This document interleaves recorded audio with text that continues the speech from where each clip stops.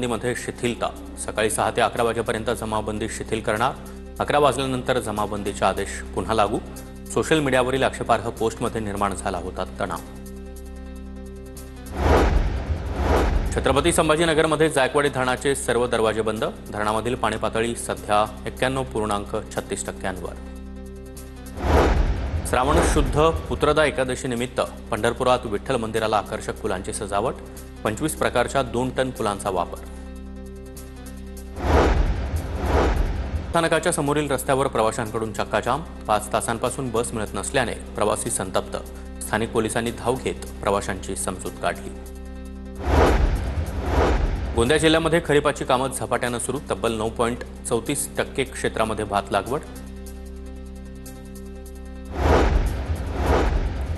परभणी शहरातील क्रांतीनगर भागामध्ये घरफोडी। रोख रकमेसह सोन्या चांदीचे दागिने देखील लंपास। कोतवाली पोलीस ठाण्यात गुन्हा दाखल। परभणीमध्ये पोलीस मुख्यालयामध्ये 252 निवासस्थानांच्या बांधकामाचा शुभारंभ। नांदेड परिक्षेत्राचे पोलीस उपमहानिरीक्षक शहाजी उमाप यांच्या हस्ते शुभारंभ। पोलीस अधीक्षक रवींद्रसिंह परदेशी देखील उपस्थित।